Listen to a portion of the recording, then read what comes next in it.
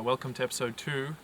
In this one we are going to shoot a whole bunch of waterfalls. Iceland is really full of waterfalls all over the place, so it's the ideal place to try different techniques. And I was really excited before I came to Iceland to figure out new ways of shooting waterfalls. And with the style of shots that I do, usually with a person in the shot, we'll really try different perspective, different lenses, different gear, different exposure times.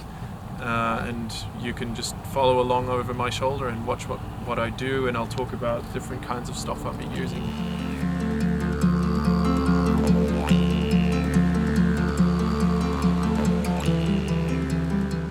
So it's August right now in Iceland. It's pretty much the tourist season of the year, and the problem is that waterfalls attracts a lot of people always. So besides trying different techniques, we'll also be trying to avoid more people in the photo, so we'll be trying to get the single person in the shot but not the crowd. So it's always a bit of a challenge to make it look like it was only us there, but obviously in a place like Iceland where people travel to see waterfalls, to see nature, you'll never be alone. So that's one of the challenges we'll be facing. Okay, so we just got to God's Falls, and before we go there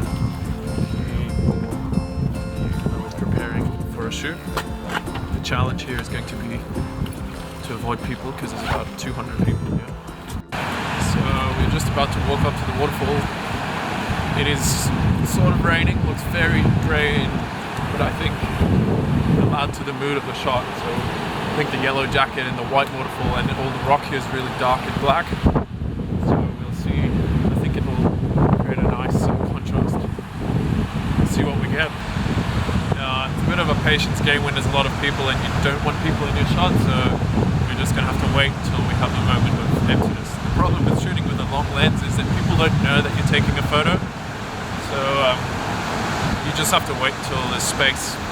So this looks really good. Finally got an empty scene.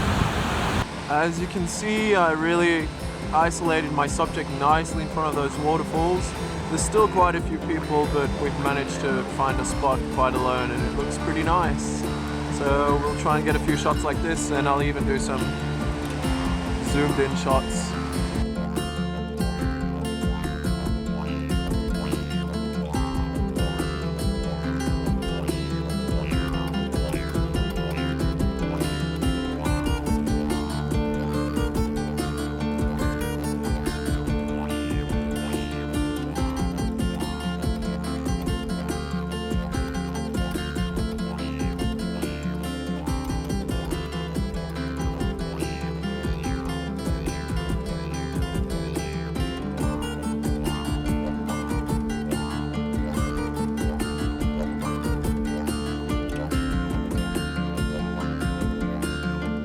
Got to this waterfall and we're going to be shooting a long exposure with a person in the shot.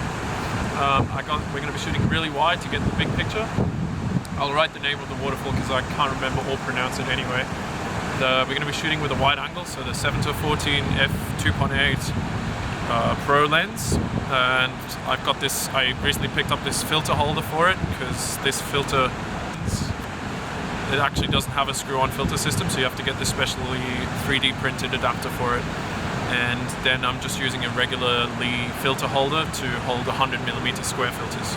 I've combined that with a 105mm circular polarizer and a square little stopper, so a 6-stop leaf filter. So let's go down there and get some shots.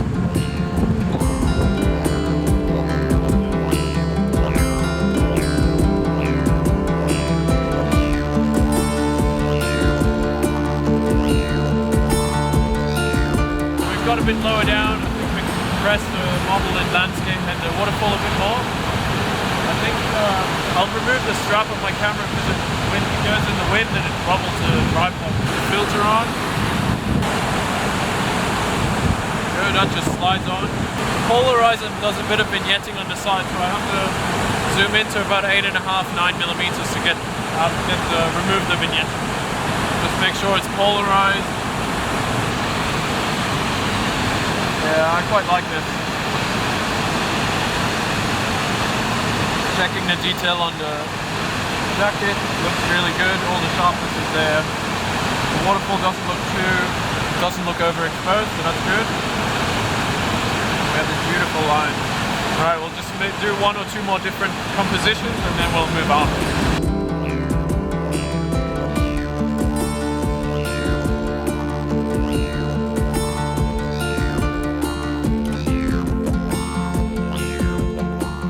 Decided to quickly get out the 40 to 150 and get like a long shot. We're not going to use any ND filters on this, so it's going to be everything in detail kind of shot. So we're going to move back. There's not much light, but I think if I don't fall off the cliff, I think this is a pretty good shot. We're in the perfect spot. We've got the model exactly in line with the waterfall, and if I can compress it and make it look like she's almost standing under the thing. So let's go. Right now we're looking at 40 millimeters. That's exactly 100 millimeters. I get this perfect foreground and background. It's a really cool shot too. I love that I can review the shots in the viewfinder and I don't have any distractions of light or anything.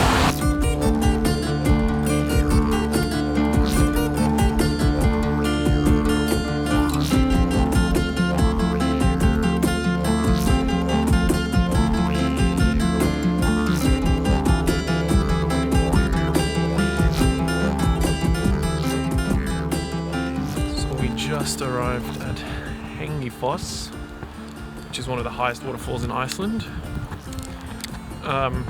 It's a 2.5 kilometer walk up to the top.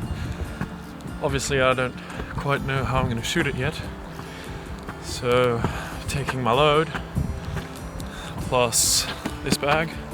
I don't know if you can see it, that's the sun. So the sunshine's gone. I know how far it is. The bad thing, it's about this big. You can't even see it. It's in there somewhere. The waterfall's getting bigger. I'm looking at about this much right now. It's getting steeper by the minute. I think we're about 1/3, maybe half of the way. Well, I'm optimistic. It'll be good. It'll be worth it. It'll always be worth it. See you at the top.